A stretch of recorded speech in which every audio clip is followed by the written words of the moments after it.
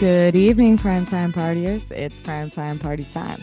Welcome back to our hour of all things media and entertainment. Live on the air at 9 p.m. at ptptshow.com and on your time, wherever you stream podcasts. Tonight, we are going to have some listener feedback from our very own soundtrack composer extraordinaire, J-Wright. Our discussion will center on prestige TV, reality TV, and how they both claim space in the TV landscape. We'll go through this week's toasts and roasts with our special guests before getting into our question from J-Wright about different types of TV and how they all fit in our screen time solar system. How you doing, Daniel? Hey, how's it going, Tracy? And you heard him just underneath Tracy right there. And at the top of the hour, it was J-Wright. J-Wright, how are you doing? Welcome to the show. Welcome. Thank you. Thank you for the welcome. Thanks for the warm welcome on the music too. I'm doing pretty good. It's a Monday night. Hanging out, drinking some delicious white wine and eating some late night dinner snacks. So yeah, no complaints up here. That's true. We are toasting and we are roasting with a drink of the occasion. We all have our individual white wines here, but what are we toasting and roasting them to? Tracy, what's your toast and roast this week? Yeah. My toasts are very toasty, and my roasts are very roasty. So my toasts are, I had two best friends get engaged within the past 2 weeks, so that's fun. Fantastic. That means 2022 will be stacked. Lots of fun events to come, and also very happy for both of them. So that's a serious toast. And then my TV toast is that I just finished Demon Slayer Kimetsu no Yaiba. And I'm now I have a show hole from it, even though apparently there's a movie that is a Demon Slayer movie that's in theaters right now. I'm still kind of like, even though I'm fully vaxxed, like dipping my toe into like activities. And I was kind of like, are we at movie theater level comfort yet? I don't know. Well, New Beverly opens in June here in Los Angeles. I do miss the movie theater though, so I'm kind of like, I think we can do this. I think we can test the waters soon. But I also was like, I should save like my first movie theater experience for like a really big blockbuster. I kind of feel like I should wait and just be like, this movie you'll be able to stream it soon. Just let's give it a little bit of time. Mm-hmm. So there's that. And then my roast is also media related. I mean, and not to rag on something, but my roast is Mortal Kombat, the new version. I watched it with my boyfriend and his family, and just didn't have what I like. You're holding back in martial arts movies. Yeah, I am holding back. You're holding back. Yeah, I think my original kind of spiel on it is that I don't really understand why it is the way it is. I'd like when you either watch scenes for like really like artistic like martial arts, or you kind of go the Quentin Tarantino direction where everyone just like explodes into blood fountains. And this one was like trying to do both, but then none of them 100%. So it'd just be like, and I get that it's based on a video game, and thus it did feel like I was just watching, the end scenes of a video game and nothing else. Because I kind of was like trying to follow the plots and being like, I don't understand. It's almost like they're ripping off Avatar and like they become sort of benders, but then it's also like they're battling different worlds like it's Lord of the Rings, and then they have like some Australian guy that just says Kano offensive crap. So all right, full disclosure, I like Mortal Kombat the series. Ooh, and right. but like I'm not expecting like I saw the 90s movies, and you don't follow the games for a good story, though they have good like strong characters. The plots are usually absolute nonsense. It's just the fact that like the archetypes kind of keep it alive and going. And like, it's gratuitous, yes. But the characters are memorable enough that they're somewhat fun. So I am not surprised that the plot's like totally, whatever. Yeah, as someone I had not seen the old ones or played the video game, so I was just watching this being like, I feel like there's something I'm supposed to know, but I don't. Oh no. Or like I'm watching it with my boyfriend Sean, who'd be like, "Oh yeah, like the guy with lots of arms is coming," and I'd be like, "You mean more than two?" I He's know. like, "Yeah, like there are many arms." And I see the statue come up, and it's like something that has like four arms. I'm like, I get it now, and he'll be like, "Yeah, and that guy will soon have metal arms," and I'm like, "Why?" And then their arms get like very theatrically sawed off. I'm like, yeah, I could see why he'll use those metal arms now. He'll need something. It seems like a Yeah. faithful adaptation. Yeah. It's interesting because it did seem to be like they took a bunch of things from like a bunch of other stuff that existed. Like, yeah, Mm-hmm. like the fantasy sort of anime tropes, but then we also want a martial arts movie, but we also want it to just be like exponentially violent. And I don't know if this is like too much of a detail, but my pet peeve when there's like extremely bloody movies is when you can tell the blood is like super fake all the time. Mm. And when you can kind of count, like I got to a point where I was like, how many seconds in this movie do I go without somebody like spitting out blood or like gushing blood? Like it did just seem like I needed to count and go like, how many frames? What are the frames without blood? Because I think there was no. That being said, I think if you really liked this show slash game and everything, it kind of ended in a cool place where you're like, oh, we know they're going to introduce that person in the next movie. And maybe the next one will be better. I mean, I guess very much not for me. I think I watched it though, probably comparing it to things that it shouldn't be, where I was like going at it, going, so they have swords, but this is like no House of Flying Daggers. Like this sucks. Do you know what good sword moves are? It's not this. Yeah, it's unfortunate that. Okay, So okay. I was like, I think I grew up on too much like interesting and somewhat similar to our conversation that's upcoming, like a lot of like prestige martial arts movies versus kind of this one that's a little bit more, I would say, going in the lowbrow martial arts Mm, movie. mm. But I guess it's like a little bit more for the characters and less for how they fight or where they go. It's more kind of like picking up on them. I was still left confused on who I'm supposed to care about the most. You just pick a favorite and run with I them see. until they get killed. That's You're all like, that it it's is. supposed to be Paper like a thin video game where you motivations. choose a character. Yeah, it's all about Okay. color and outfit, and you just go until they die, and then you pick a second one, and then and then you go until they die, and then you just hope someone makes it to the end. Yeah. Or, though. So this is kind of funny. I was holding back when you were talking about Demon Slayer Okay. because Oh. they in the box office this last weekend, Demon Slayer edged out Mortal Kombat. So people are testing their toes in the water for movie theaters, and people are choosing Demon Slayer over Mortal Kombat right now. Don't I know if will that's any say vindication. Demon Slayer is a very high quality anime. I watched it and went like the animation is very different. Like it's this weird combination of like some of the background scenery is so kind of high def that you almost think it's not animation. But then they'll still go into these freeze frames like if someone's embarrassed or funny or going through like a little bit of a rant where they'll go into this like almost comic book style. It's really interesting. Mm-hmm. So it's a fun time. It's the first anime I feel like Demon Slayer is to this like current newer generation what Inuyasha was for kind of like ours. Mm. So it's Oh, which is funny because it's Okay. that makes almost sense. like taking it from the opposite side because they slay them Because demons. this is But it's like the similar concept of like you have this person that seems to have some sort of destiny, and then like you're kind of bringing on the each character episode by episode, but there's like this bigger plot that they're trying to solve throughout, and it does kind of seem like other people he kind of meets are like aware of like some weird abilities that are yet for him to discover. So it's interesting. I fully watched it because I gifted my cousin like some traditional garb for her 18th birthday. Got her yukata, and then one of her friends was like, "This looks like what they wear in Demon Slayer."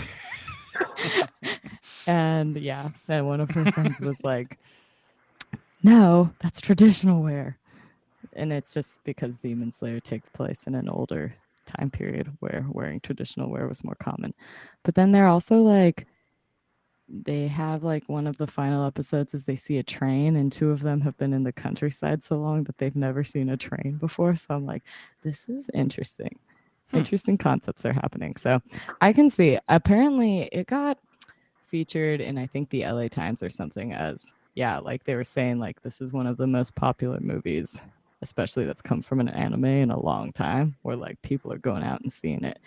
I get why though, because I think the second season is supposed to come out this summer to like Hulu and Crunchyroll, but then Netflix is not getting it for like until 2023 or something crazy. Wow. Like, and you watched it on Netflix originally? no, Okay, I okay. didn't. I watch most of my anime on Hulu because I feel like they have the most, and then they have the most dub and sub. I feel like a lot of Yeah, I Netflix like the way is they do that. only the sub, and you don't get to go like back and forth or Right. It's whatever. really easy on Hulu to like just swap for an episode Yeah. and see what's going Yeah, on if in you're the just other like, I version. just want to see what it's like and be like, I liked these voice actors. I'm better. Yes, and I've done that in both directions on Hulu. You get choice. Yeah. But yeah. So, Justin, do you like to share your toasts and roasts for this week? Yeah, I'll share my toast and roast for this week. So I Yeah. feel like my toasts, I have two toasts. Hmm. I guess three. I have three toasts. Triple Can I have toast. three toasts this week? Triple You're This allowed is to a have as toast. many triple toast toasts if week. you want. All right, we'll start with my first two toasts, and the third toast is also a roast. There we So go. that one's a little convoluted.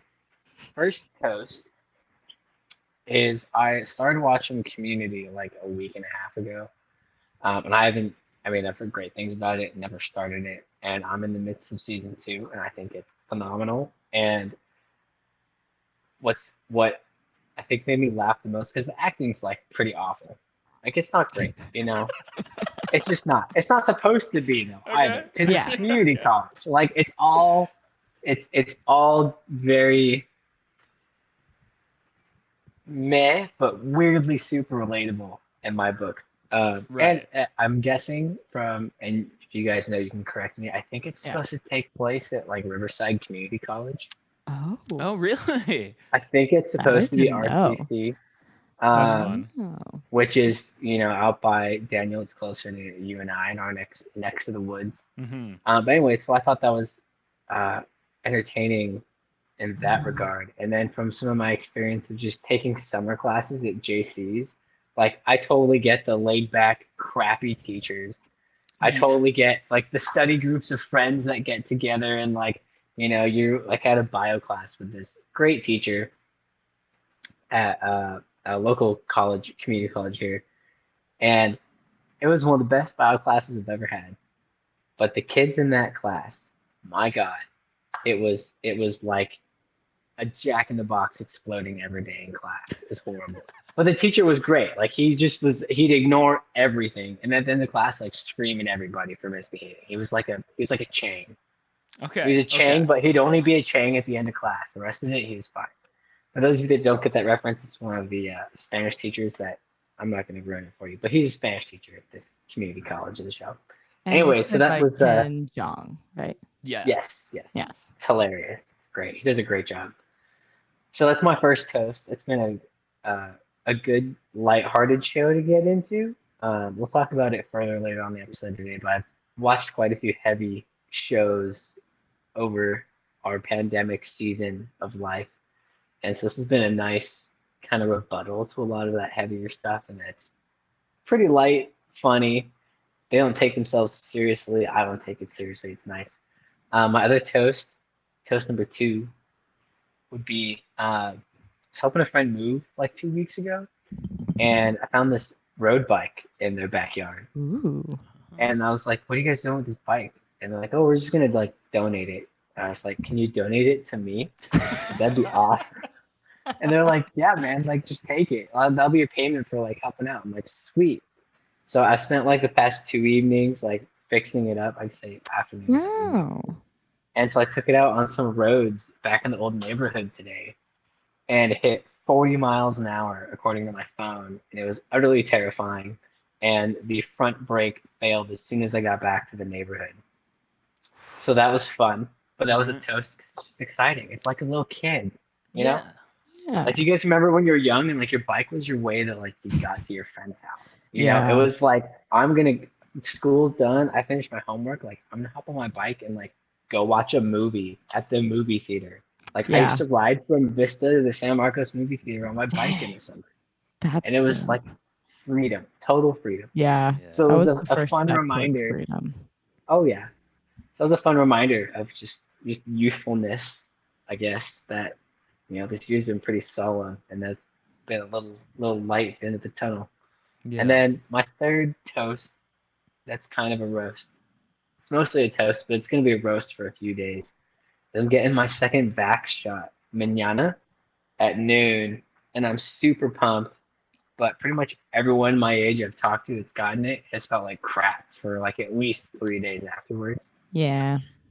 So I'm excited, but I don't like feeling ill.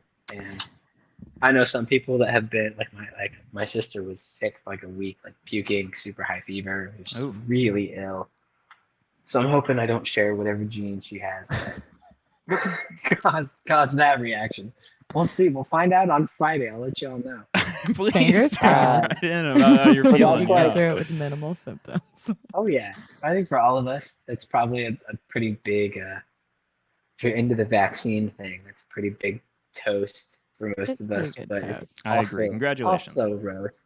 Thank you. So yeah, that's kind of my my week. And now I look back on it, it's pretty rad that there's 3 toasts and only 1 roast. Because I feel like the past like year has been roast after roast after roast. It's true. We're You starting know? to get some more balance of the positive and negative. Agreed. It's not opening your phone up and being like, oh God. I mean, like you still get a bit of that, like, people can't be stopped. But there is at least some like good news to counteract. BMAC in the chat says a triple toast should be called a club sandwich. He also believes that That's community hilarious. takes place at Glendale Community College, which when I watched Community, I wasn't like I've known Glendale my whole life, but I've never really like cared about all of the like LA cities until now living in That LA. makes sense though. It makes sense. It makes sense. But is Glendale also? It is Greendale. Like it's called Greendale. Glendale, Greendale. So it could be Riverside. Yeah, it's supposed to be in Greendale. Colorado. I knew it was G. Oh, it's supposed to be in Colorado? Greendale, Colorado. Yeah, I was gonna wait until after this was wrapped up. I'd be like, Tracy with the facts. Okay, but I googled it. Coming in with the knowledge. Very good. Greendale Community College from Google. Yeah, it was confirmed by Reddit. No, so I feel like Reddit would know. It's true. If Reddit said yes, then it has to be true. Yeah. Right? Yeah, that's how that website works. I think that's how that works. Sure. It seems slightly stronger than Wikipedia. Historically, that's tracked. Sure.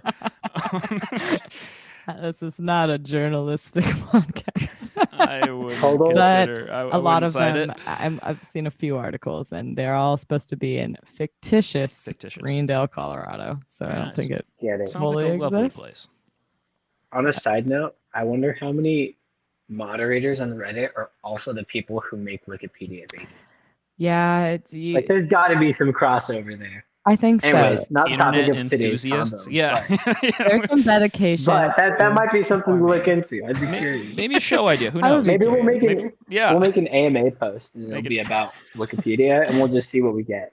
Be like, how many of you also, cross over to this place?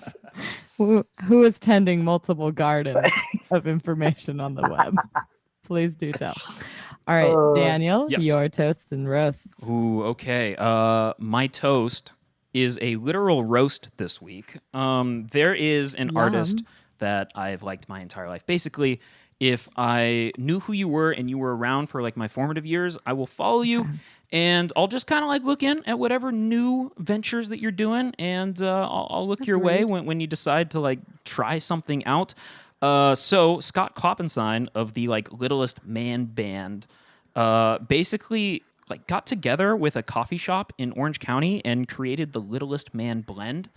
And I was like, all right, like Justin, we've gone to his That's shows cool. at the Gypsy Den. Like, might as well see what he's doing Oh in the coffee yeah, world. Oh, yeah. And so Aw. he teamed up with this I used to coffee play shop. there. Really? That's awesome. Yeah. Hopefully we'll all get together at the Gypsy Den at some point. But Sir One day. Alvarez, the lineage of Sir Alvarez originated 3 generations ago in Vietnam during the French colonization. Since Grandpa Tang was fascinated by the coffee culture, he started learning the craft of roasting. After years of training and tasting, Grandpa Tang opened his first store. Soon, Papa Tang joined the business.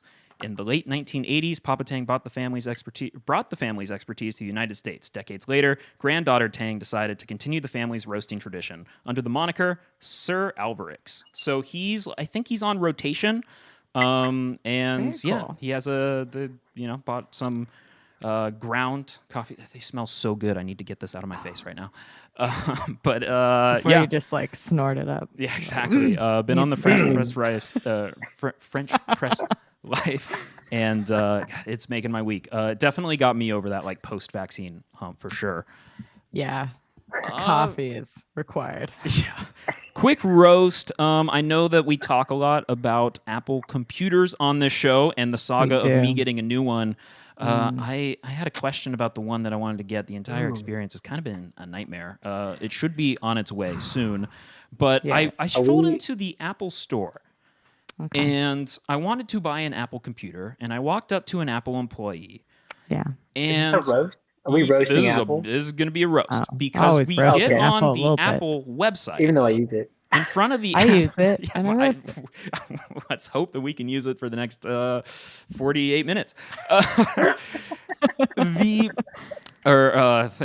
Anyways, so Whatever. I'm standing there in an Apple store talking to an Apple employee about buying an Apple computer, and we're looking at the Apple website. He can't sell me the computer on the website in the store. And so it was something to do with payment was why I was there even in the first place. And I'm kind of like, it's all just forget. Basically, my roast is it is so odd to me that everything is first party. And it's like, actually, you can't really do the transaction of all the first party things with all of the first party pieces. Interesting enough. So yeah, I don't know. Tough. I left Very perplexed. strange. I'm still perplexed. It's weird to go in as a customer and they're like, we cannot take your money. And you're like, why? Yeah, And they're just like, we I'm just trying to throw can't. you a Like, couple $1,000. are you in the position of saying no? Yeah. That's kind of what it is, right? It's I don't know if this Yeah, would be a they roast kind of if you are, can't in point a to way. 3 other roasts in Primetime Party Time episodes. Hopefully this is the final roast in the Apple Saga. We got over that last bit, but I don't know. You know, it's like really the main driving like nightmare going on is just trying to get something from this company. But You know what I do? huh? My solve for that issue Yeah. is I have plenty of friends that the new Apple thing comes out and a year or two later they're like, oh, I need the new Apple thing. And the one thing that I do like about Apple is their products keep working long after you purchase them. Oh, yeah. Yeah, that's And let's just why I'm throw going them through the against the trouble. wall. They work for quite a while. I mean, So even if I'm you just in the do. point where, oh yeah, well I'm at the point like with Apple and like iPhones, for example. Like I've got one. It's right here. I Yeah. love it. It's great. But I'll find people who are trying to upgrade, and I'm like, hey, I'll give you 10% more than what Apple will give you for their rebate towards a new phone for your phone. I like this And that way, entrepreneurial I'm spirit. like, a year behind the Apple Tech, which is like nothing. And I mean, I guess in today's world, maybe it's a lot, but really It's in not that functionality, much. it's nothing. And it's for like a quarter of the cost of like that same phone already used from Apple. Exactly. And then my friends don't even have to deal with the bullshit that, like Daniel, you said you have to deal with by going to the store where you can't even buy something. Can't even buy Now, something. You know? I've had So I'm multiple like, you know people have what? issues with the trade-ins too. They say it's Well, tough. I've never bought anything directly. The only thing I've ever bought directly from Apple, even though I use all Apple products, like I'm doing this on an iPad right now that I bought off of Nextdoor. in Fullerton like a year ago. I love this. This is The why only this is the only thing I rough. bought is a battery, and Reddit told me batteries would be the hardest thing to get from Apple. I walked in with a phone that was registered under a different person's name, that had water damage and had been dropped, and the dude gave me a new battery for $40. That's Yeah, pretty low dope. key, the real roast is Reddit here. Like, this is what we were saying earlier. No, I'm just kidding.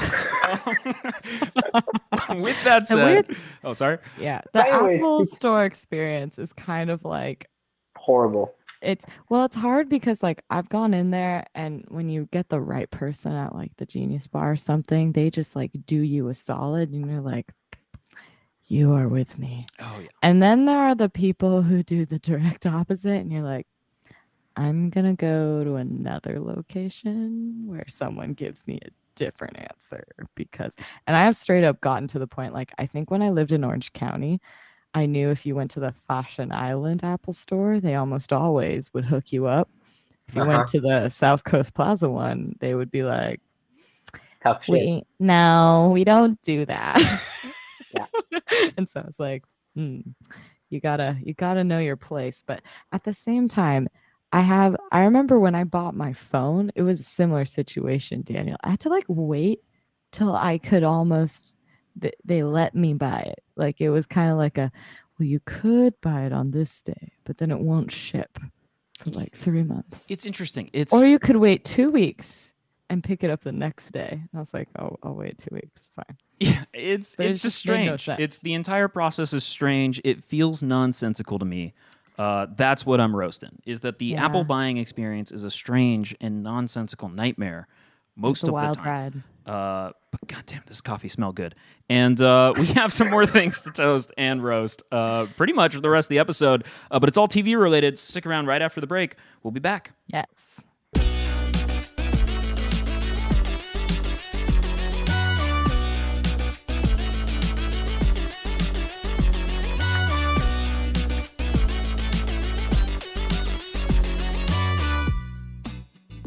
All right, welcome back, all of our lovely and beautiful viewers from all over the globe, probably more specifically Southern California. But if you're out there in, I don't know, Taiwan, Germany, wherever, welcome. So glad you can watch us, even if it's 2 a.m. in the morning where you are, because we're all probably up then anyways.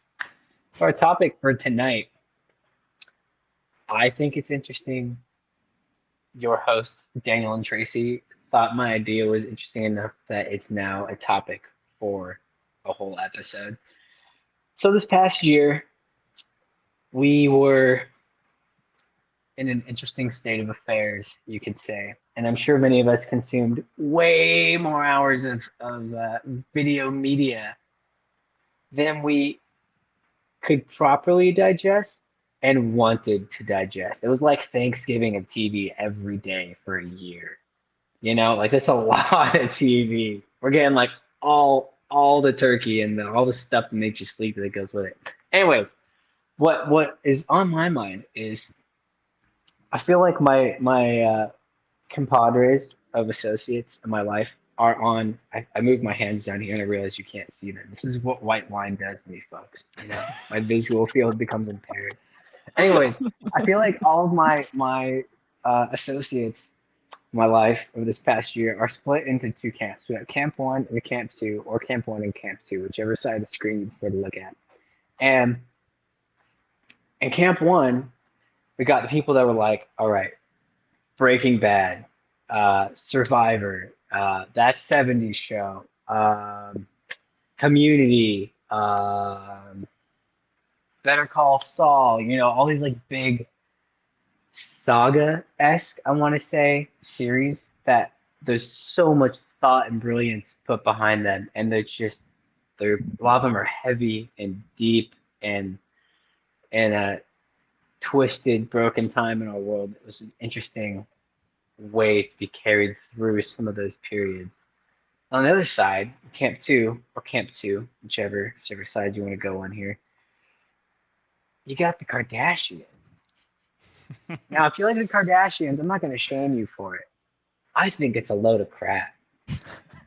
But I think it's so funny, especially living in like the area of Los Angeles, you know, like we're the capital, one of the capitals of media in the world. And unfortunately, in my humble opinion, it's sad, man. You're gonna watch some person who made up and who made up the brilliance behind it. I admire. Like you built a company and a brand out of bullshit. Awesome. But like the people I know that watch the Kardashians or the likes, their lives are dramatic and bullshit and fake like the Kardashians. It's real relatable to them. And I get it, and that's fine.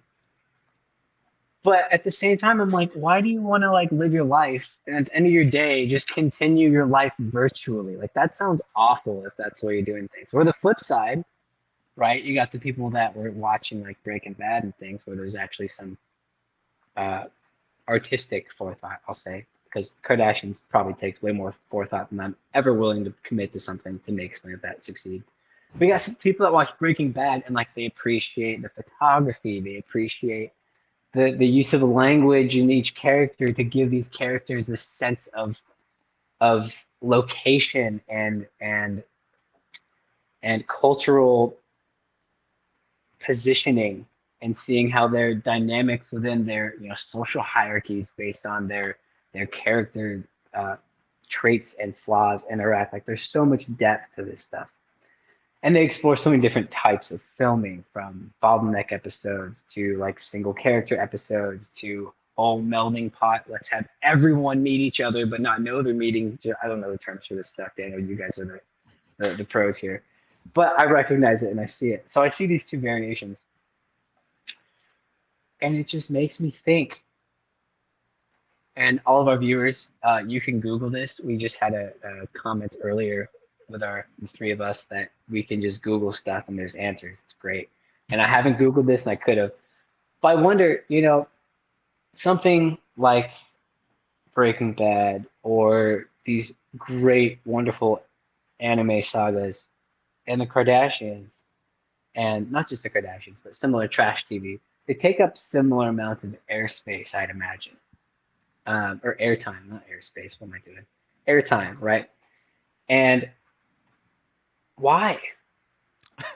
What's just why? Okay.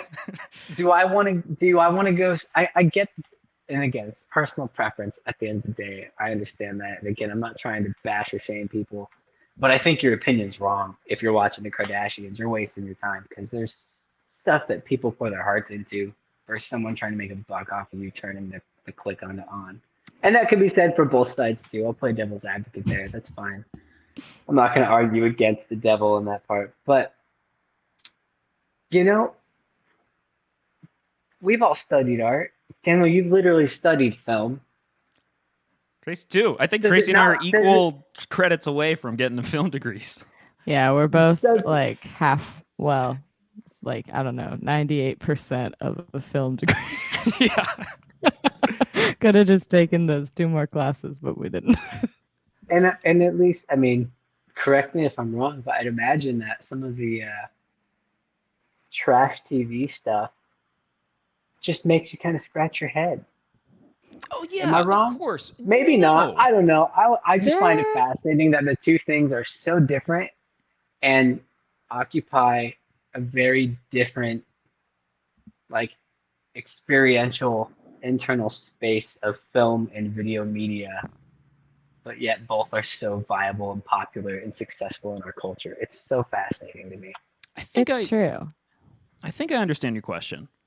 And I guess that wasn't a question, more of a statement. No, the question's why, right? And of course, I appreciate why? the hell out of your opinion.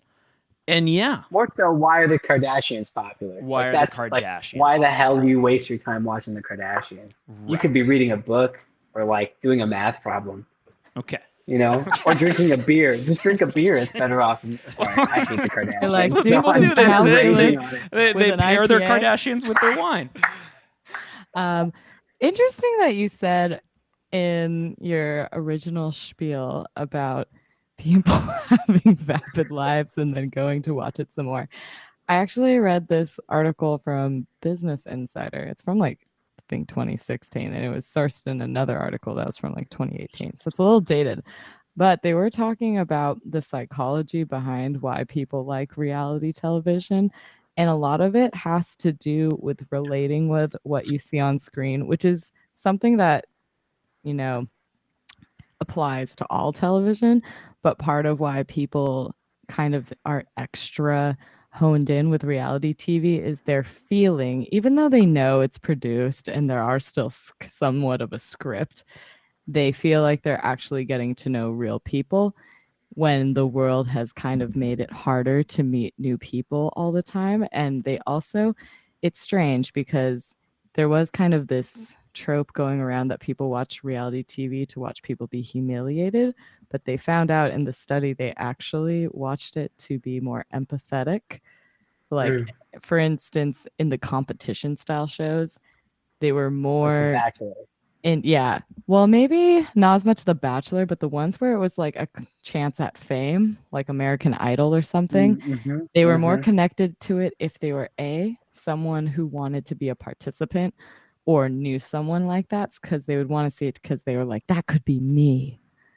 Right. And I was like, and I kind of get that It's like as Mortal Kombat. somebody, It is. I could be slicing someone up like pepperoni. Competition shows for sure. You pick someone and you run with them, and Yes. it plays out like a Okay, serialized but- drama. But my argument for that is like, okay, I get the empathy part. Yes. But if that's something you want to do, you're not going to get there sitting on your ass watching the TV and the contestants doing it. Like that's the rut, I think, that culturally just saddens me. Is they're like, hey, watch this great thing, and people go, well, I guess just observing it's fine, even though I'd really love to be there. Versus, oh no, I actually want to go like try to do that thing. Right. I don't know. I agree with that to an extent. I do think if you actually want to be on a show that's a reality show, you got to play the game. So it would help for you to watch it. Like if you wanted to be on like American Idol or The Voice, it's like, yeah, they're going to cut a lot of people who are super talented. You need to have the marketable trait. Right. You do gotta need to be sellable. like, you need to either be really depressing or really weird, or what makes you TV worthy to watch in addition to being talented. I guess The Voice is like less so that they kind of actually want people who are like, who cares except for what you sound like to an extent Right. until they kind of move further along. But definitely in the early years of American Idol, it was all about like the sob stories or the people who did really horrible in their auditions. And you do watch that and you think about like, you gave airtime to this person, you could have picked like millions of people who could carry a tune. But then you realize it's all for the ratings and that. Which is different when you get reality TV on a streaming platform, but then they take metrics in a digital way. So. Well, okay. So go ahead. I guess. I mean, I don't need to go like too deep into American culture. Do values it. here. Go. But if the point of this show, we'll take American Idol or whatever. American Idol is an example, right?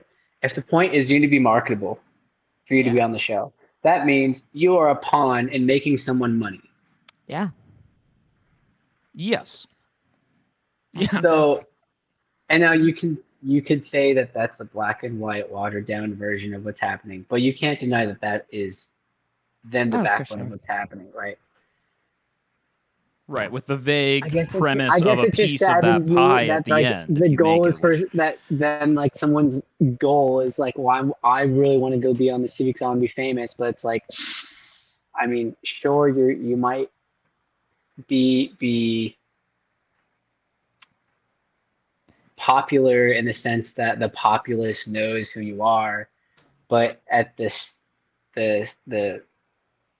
sake of what, like being a pawn for someone to just make money off of people spending hours watching The Voice or American Idol after they finish their day job. I don't know. I look at the whole picture and it just bums me out. But I don't get bummed out when I see like something like Better Call Saul or Community that's like, oh, there's some like TV creativity being attempted and explored, and I see the trash stuff is just like it's like a car business. It's like going to a car lot and then having a car sold to you. Like, no, I don't want the fucking Pontiac. I want the Corvette. Okay. Well, But okay. they're gonna tell me a Pontiac's a Corvette. Like that's what I get from a lot of the like I reality TV see. stuff. I'm going to tell you what Pontiacs are Corvettes. So we need to go back in time.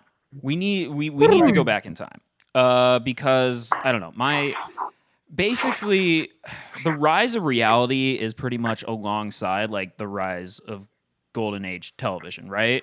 Yes. Like we had a bunch of fun TV that absolutely had merits and there's some great shows. Mm-hmm. But then we have that explosion that comes about with like Sopranos and I'm going to add 24 in the mix and stuff like that. And we also at that same time we're getting competition shows like Survivor, and we're getting a bunch of those other fun reality shows that I can't name because I didn't watch too many of them either. The idea though is that like you had to fill as a network 24 hours worth of programming. And you can throw a ton of money at something that fills your 3 hours of primetime budget. And then when that goes off the air for 4 months, you're going to need something else.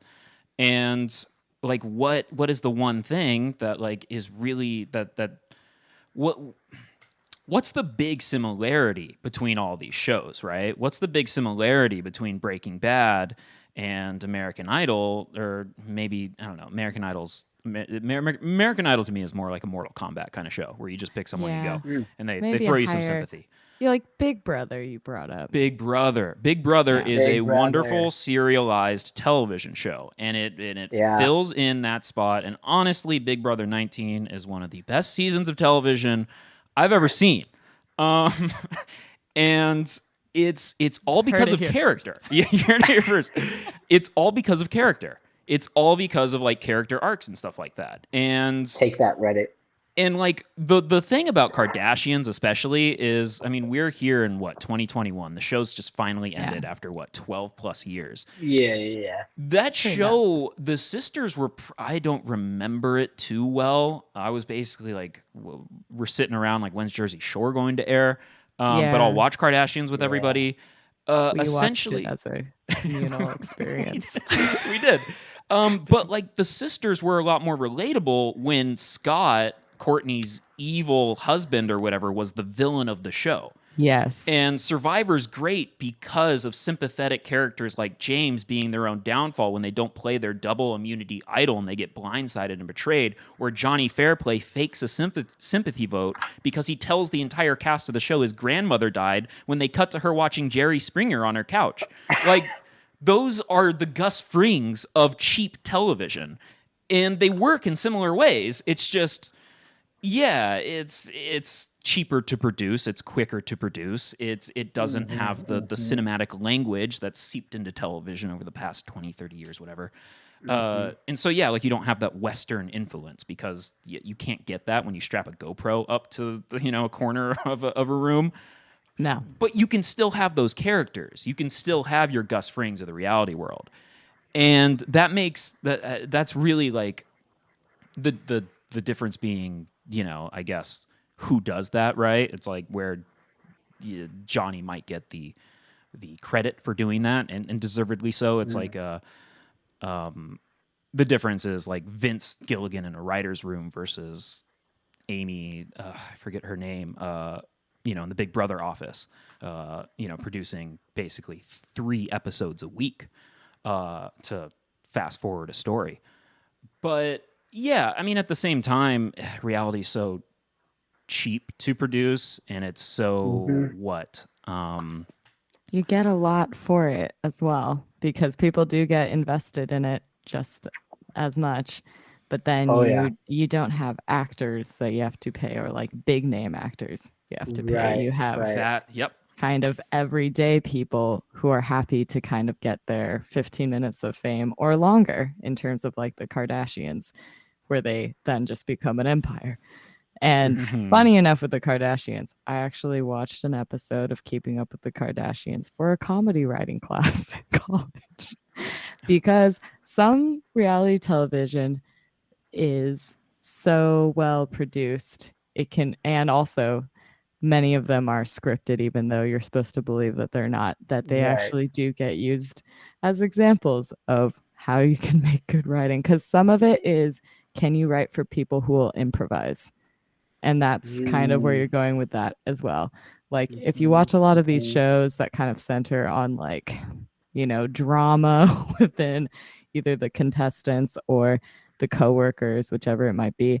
Like I've watched a show called Selling Sunset, which is kind of like a workplace reality TV show where they sell really expensive houses in like Beverly Hills.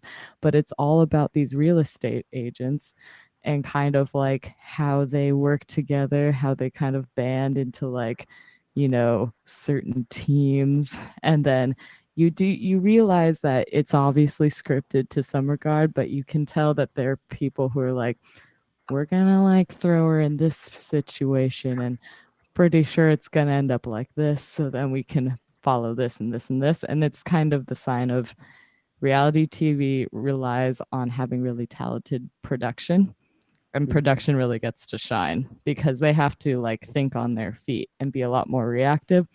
Whereas like a lot of prestige TV is not live, No, and not at all. most of it is very edited. So you can Oh get yeah. everything to its perfect take instead of, and reality TV gets edits as well, but a little bit less of it. And because it's cheaper to produce, that also means like they have less time. And time is Time's a money, big one. especially in production. So it's like they have to kind of get it right the first or maybe second time, but not like to the extent of like, if you think about Better Call Saul, which is like a very film noir style shot show, you're kind of like, yeah, like they're getting it where the lighting is just right. Oh, final Everything episode of is season 4. immaculate. That shot where he walks out, and the edge of the spoilers right here, where he just walks out into the desert. It's that long shot, the big wide shot. It's beautiful. Beautiful. Yeah, you do not get that in reality TV. No. No. But yeah, I mean, you'll get your Mike Ehrmantrauts, but the with that said, Justin, a lot of your sentiments I agree with. The worst parts of reality are the vapid personalities that get into the show. The reason that I think like Big Brother 19, and I say 19, like there is no show where season 19 should be a decent. Like no show has the right for its 19th season to be decent at all, like watchable even. Well, not true, but like yeah, it's a rarity. What did make that show both good and bad is that a lot of its better personalities were able to shine because a lot of its personalities were there strictly because they wanted to be influencers. They weren't really playing the game, which allowed one character who was a returning character. This guy, his name's Paul, right? He's basically like, I see him as the villain of the season. He's this dude, he's this 20-somethings bushy beard guy, shows up to the finale in an open Hawaiian shirt, right? He plays the game. He plays a good game, but he's manipulative. And he's sitting up there with, some 20-something blonde girl named Nicole, and she takes the win by one jury vote. So, next season, someone takes this like temptation, it's like a gimmick, right? It is like the reality producers, they know that we know it's bullshit, and they're like, you're here for the people. We're like, yeah, we're here for the people. Just like do whatever bullshit you need to like get us the people. So they do, and they bring Paul back in a surprise twist in the second episode.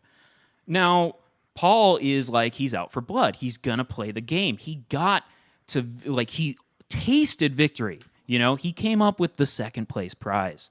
So his whole thing is that he's going to rally everybody in the house to play his game. Now, everybody in the house, they're Big Brother fans looking for Instagram followers, and they just stop playing the game. They're just like, yeah, Paul, like play whatever game you need to. He takes 3 couples all the way, and they're just like, one dude's eating cereal, nobody else is doing anything. It's like, all right, like there's nothing going on here, except there's this like ex-Marine who's so cold to the rest of the cast. He's like, I don't know if anyone's ever seen Letterkenny. He's like a less charismatic Wayne. And the cast ends up hating this guy because he's immediately going, like, he's going his own way, right? And so they're just like, all right, we got to rally around this guy. He's a threat. Let's get him out. They get him out really fast. America votes him back in. The cast doesn't know that America likes Cody and hates the rest of them, so they're so confused. Cody gets in a relationship with a girl named Jessica.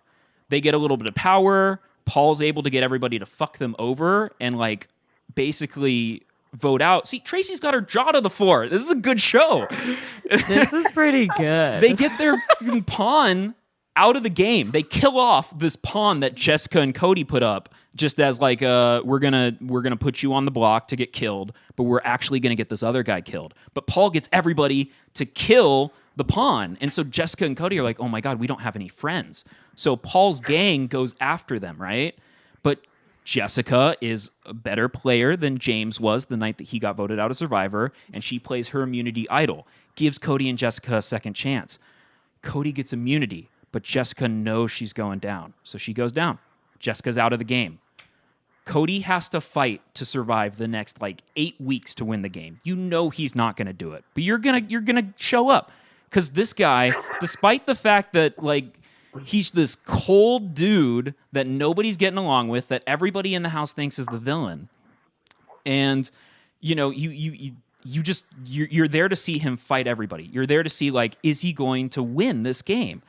No, he doesn't. He gets voted out the next week. Like he's not going to take on the whole house. But so he's out. He's the first member of the jury, right? So he goes off. We still get to see clips of him throughout the weeks. It's great.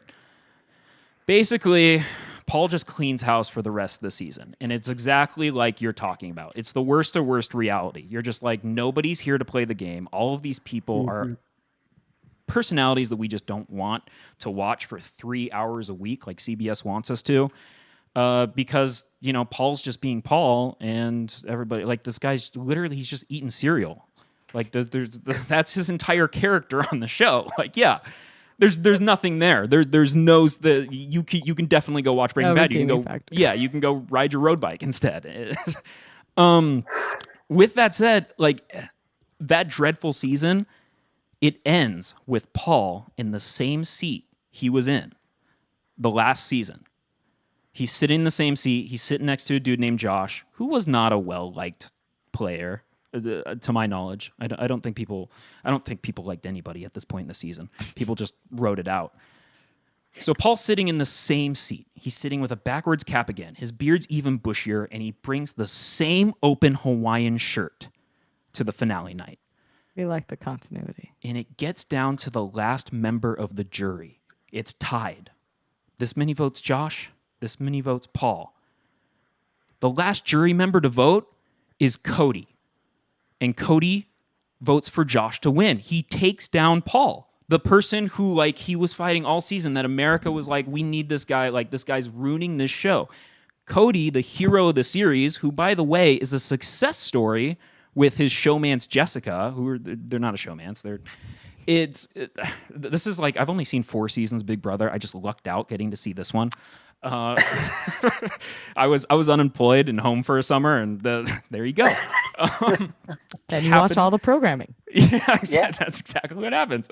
But the fact that Paul loses a year later in the same chair to someone that he got the entire house to think was the villain, this is the one person that could stand up against him, that America kept voting, or that America, right? Big Brother, CBS likes to portray America as a character who has a little bit of the voice in the game, right? Like, they get to vote on things, and so they're actually like the word used is America, right? So we're the audience, right? The audience is hero in this sense, I guess. When, like, basically, like, nobody wanted, I don't know. I didn't personally want Josh to win, but I obviously didn't want Paul to win because he ruined a season of television. He ruined a game, right? Or like his play style and everybody bowing to him ruined the game. And so, like, you had a payoff. You had an actual payoff here. And it was kind of beautiful, and it was character focused. And yeah, there was a lot of drivel to get to it. Like, I'm not telling anybody go out there and watch, 3, because there's 3 episodes a week. A lot of television. A lot of TV.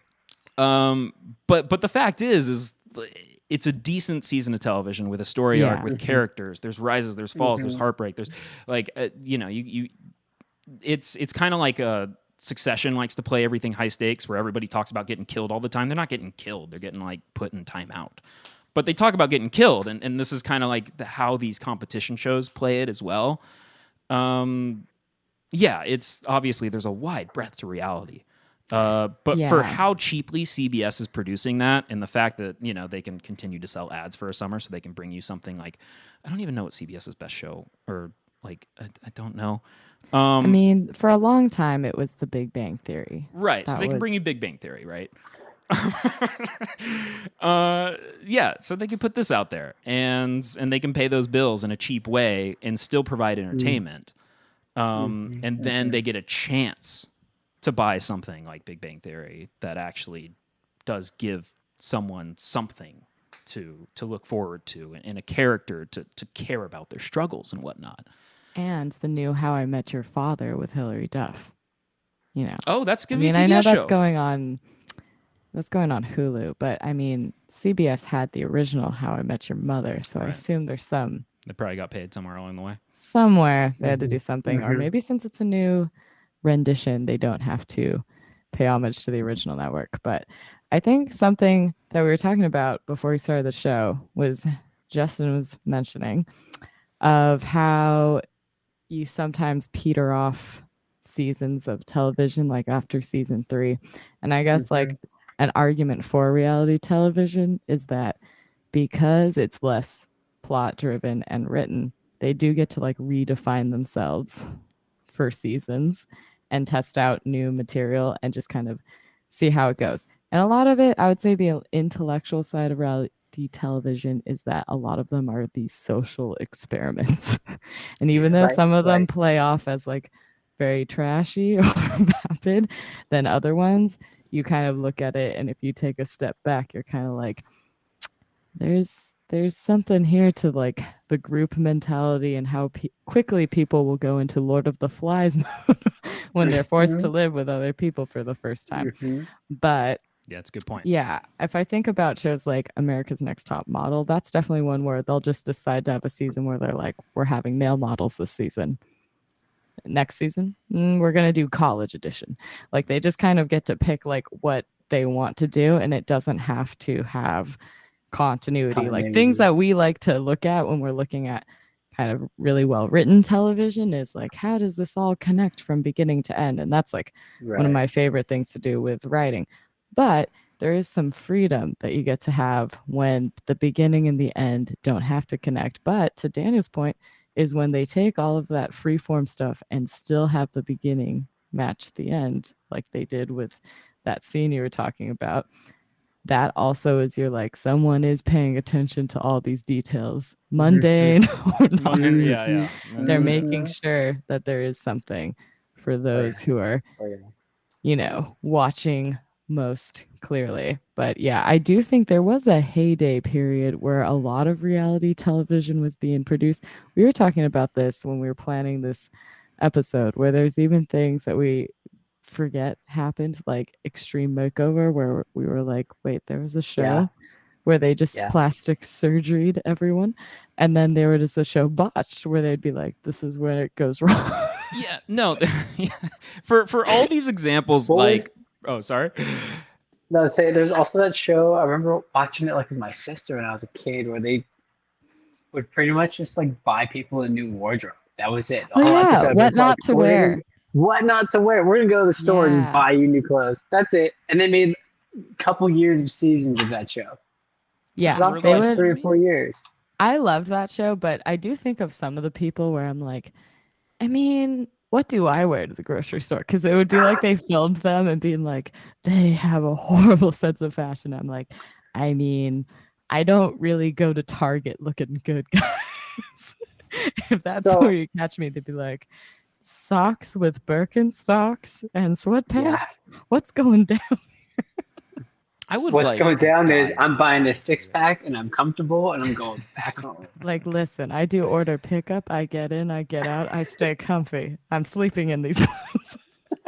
But, on What Not to Wear, they would kind of film people, and it was kind of like the main, like, target they picked was like the person that was kind of like putting themselves last. Like a lot of times it Oh was like yeah, working mothers that were just like, right. I can't be I deserve bothered, this. or Yeah. like people who like lost a lot of weight or something and they just never bought themselves new clothes. And New so they'd clothes. kind of like go into these people's lives and be like, you're a marketing director, you should look good, we're gonna take you down. And I think the only thing, like, I remember the person who's like one of the hosts of the show, kind of the only thing she regrets is like she kind of put everyone into a bit of a cookie cutter mold when it came to fashion. But when I look back at it, they were kind of trying to just teach you some basics. Like, Yep. this Yep. is somewhat flattering to wear if you want to pair this type of Yep. cuts. And then, Uh-huh. go Uh-huh. crazy after that. But at least now you have some like You have your baseline shoes. coverage. You have You have some, some shoes and a couple pairs of pants and like you a got a few tops, and you're blazer. doing work. You got some high-waisted trousers and V-necks to elongate and draw the line. Yeah, no, I remember that show. It was a good time. But yeah, there's TLC also brought much of the reality Mhm. for a while. I feel like they're less active of a network, but at the same time, There's a lot of I'm new not the voices in big the space, right? neither of us on this show are the biggest consumers of reality television, I to be guess that's fair. the And question. yet I I also I have don't seen a consume good it at amount. all. It's not my favorite kind of TV. It's probably my least favorite, if I'm honest, but I've still kind of jumped in every once in a while to different Mhm. types of Mhm. reality TV. Yeah. Daniel, how are you feeling about reality TV? Is it something you tend to watch often or more of a once in a whiler? No, I think a lot of reality TV is on network and cable. And I suppose there's quite a bit of it on streaming services, but even then, I'll tend to lend towards docuseries, which seem like they're different things. Mm. Yes. With that said, Yeah. it's interesting. I think that like we speak to things like Breaking Bad and Better Call Saul. And that, I mean, that's the same team, and it's like top of the top, like it's top of the business, Mm. right? And I obviously have a fondness for Big Brother 19 specifically. That's one season in a 20 something year, reign. Speaking of those 20 years, there are how many other networks? How many other networks have risen and fallen? How many other shows have gone through even just one episode on air to a couple seasons on air? It's like, Justin, you were saying, like, oh, yeah, that show lasted 3-4 years. It's a pretty good run, all things considered. uh, so we tend to like obviously something like the Kardashians stick around, and like yeah, obviously it's kind of like any show, right? And you spend enough time, and you kind of like lose what the original thought of it was, and as like Mm. the families keeping their brand, they're transforming as well. Yeah. Right. There are merits to a couple of these shows, yes.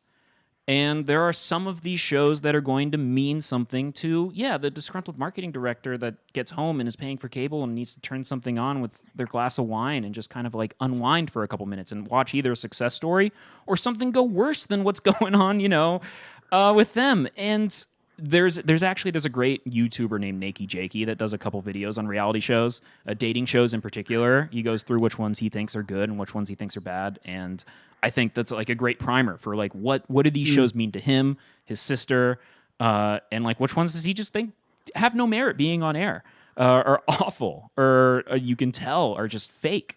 I love the word you use, vapid. I'll Yeah. obviously defend a little bit of reality TV because it's cheap to produce. It's interesting in the space if it's done right.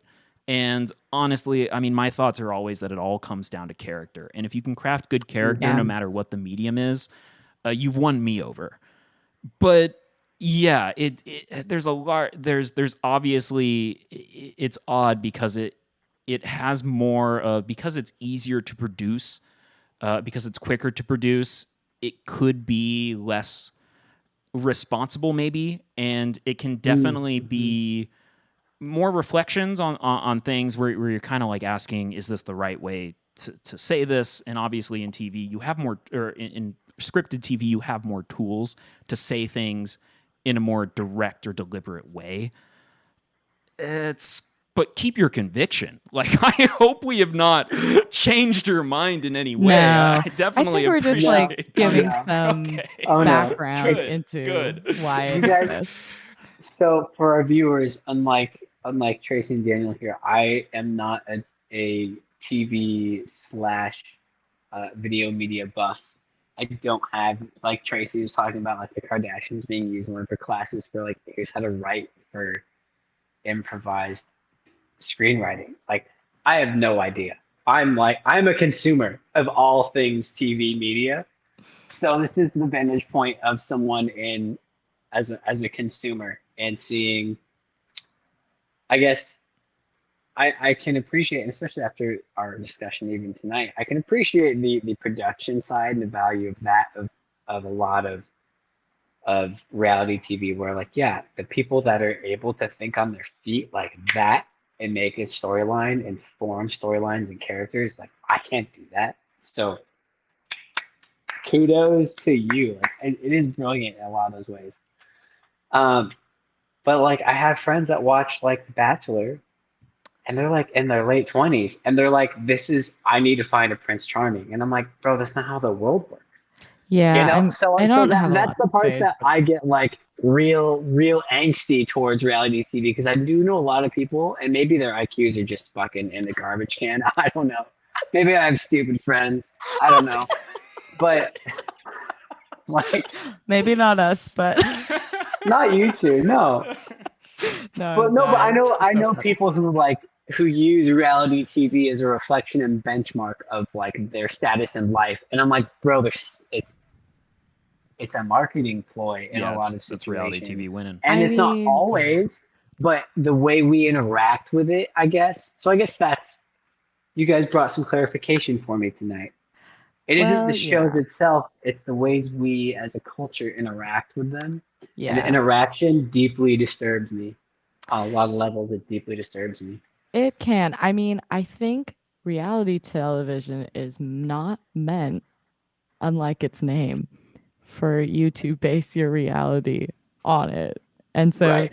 I mean, that's kind of like all television in general, Oh except for yeah. like when you think about, really relatable sitcoms that are kind of supposed to like get into kind of like the smalls of life.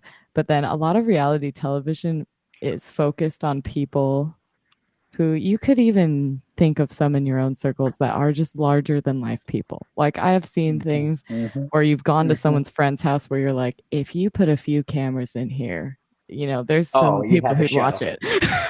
I've been trying to pitch it You've to been, a family I know for a long time now. I know which one. I agree. We would be the staff for that show. Yep. Oh We still God. got time. So yeah, there's that. So, but Yeah. it Yeah. I see what you mean. It is hard when reality TV creates unrealistic expectations or standards and it's, produced with people thinking like, well, of course this isn't how life really works. Oh yeah. But then there Then are you. people who kind of go like, well, I really want to hold out for something like this. And even when you think about really well scripted television, there is also things that stick with you, I think, if you've dated long enough where you're like, yeah, the will they, won't they arc does not work with you doing nothing. So you can't just hope for something to happen. Like you're gonna have to like go outside. No one's just gonna show up. Yeah. Be like, hey, you want to come sing tomorrow? Yeah. Yeah, Yeah. you're gonna yeah, and that's the same thing like we were saying with competition shows and probably closer to home for us as musicians is like, yeah, you can't just like post things on YouTube and be like one day I'll get discovered. It's like No. no, like you gotta No. be You gotta you gotta go. be You you gotta. gotta be putting yourself out there writing some proposals of like this is why you should book me. They don't Well, just they again, don't it's. always come to you. Sometimes they do, but it's just like you can't Oh yeah. build yourself on the once in a lifetime Right. Right. opportunity. You're gonna have to build it on the standard is the answer is no. And you have to start, you know, doing it enough to get some yeses. And yeah, I think that is hard thing with competition shows is like eventually people you do know, you'll be like, that person is on that show. That's great. But it doesn't happen a ton. I feel like the only kind of exception to that I can think of is like Last Comic Standing. There's so many like really good stand-up comedians that I can think of that I'm like were on shows like that and actually ended up being like pretty prominent. So that's one where it actually seems like they churned out a good amount of people, whereas a lot of like the other like kind of like singing competition shows, I'm like, I can think of 2 people who actually went on to have like larger music careers. And a lot of the people, it's like you got the one album that came with your deal, and then it's like that was it. There's it. Like, Yep. okay. Yep. And I don't watch any of the dancing reality shows. Oh, I haven't watched much of those either. No. I mean, there's like Dancing with the Stars, which that has its own thing of being like a vehicle for making famous people relevant again. Yeah. And then also again, dancers. It goes. I guess it's 2 ways. I guess the core disgust with all of it that I have is you get, unfortunately, the people who sink into the trap of maybe not even initially thinking or believing like that this is, or agreeing that this is the way the world works, right? But they consume so much of it, like it literally starts to warp their reality. The way you view things. Yeah. And that's true with anything. Whatever you read, literally books, internet content you consume, YouTube, you consume anything, right? The information we consume molds the way we understand the world around us. And when, 2 hours, it's not uncommon, especially in the United States, for 2 to 3 hours of every evening for the average American for their time to be spent in front of the television. That's very common here. U.S. Yeah. But on that vein though, like, right, like what are they consuming? And you're right, the producers are going, we're on, making stuff on the seam of our pants. Daniel, like you said, like making 3 episodes a week. Like the creativity behind it is astounding and brilliant, and the workload is just mind-boggling and impressive on that end, right? But then you have the issue and problem of consuming, and it's like, I wouldn't disagree. That's what you're putting in front of you every day when you're like, oh, I want to ignore like the typical, I think, stereotypical American thing is like, I want to ignore like the crappy hard work that I had, right? So I'm gonna go watch trash TV. That's fine, but now when you've watched 5 evenings of trash TV and you meet with your friends on a Saturday, well, COVID not so much anymore, but you meet with your friends on a Saturday and it's like you now have this really shitty, witty response to a given situation that then pops up, and then the person's like, oh, I'm gonna respond this way, and then in the real world it's like, you can't do that. No, you're a terrible person if you do things that way. You can't. But like, I know people who in the past like 5 years, I've watched these shifts in their personnels, and I see a correlation. Again, I can't prove it. It's a correlation. It's not an affect. But I've seen the shift of like you're starting to take on traits. You're starting to just like throw martinis in people's faces to make you upset. You broke my glass. Talk to them. But no, but that's but like that's like freaky to me, And if that's the way, and I know that's not the majority by far. No. I very much know that. But from a like production standpoint, I think you need to be aware and conscious of how your stuff's being consumed, because we live in a community of a culture and a society, and everything we all do impacts each other. Whether you're like, oh, well, it's just for fun in a business, it's great, but people are going to see it and be affected by it, whether you like it or not. Whether you're making a buck or not, it's going to affect somebody. And we all, as consumers and producers of media, any type of media, I think have responsibility to each other in our cultures as a whole to maintain integrity within that.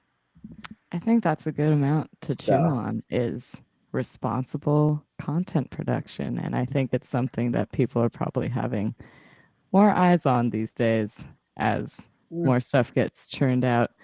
And more stuff is monitored since it's streamable and you can go back to it more easy. But yeah, Daniel, any final thoughts on prestige versus reality? I think Justin wrapped it up really nicely. I love what Justin said, and never lose that conviction. Always strive for that responsibility.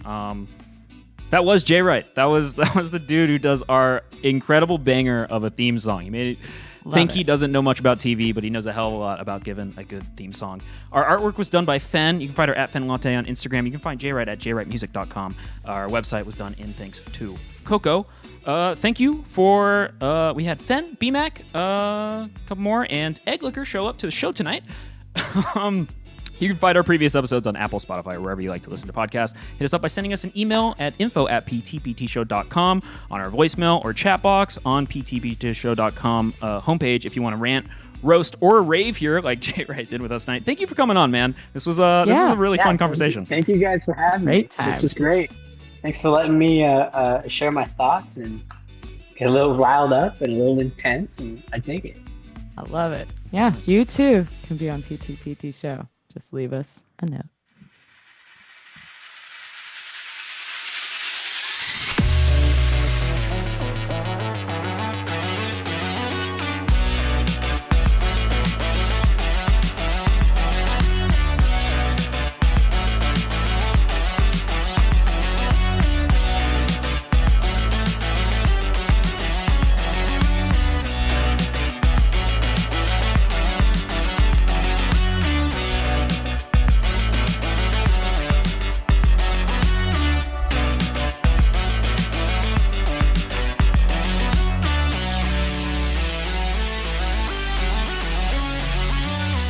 A whole thing about mentioning BMAC as like our production manager. I don't know what you want to be credited as. You got to write in BMAC and tell us what do you want your credit to be here in the end credits.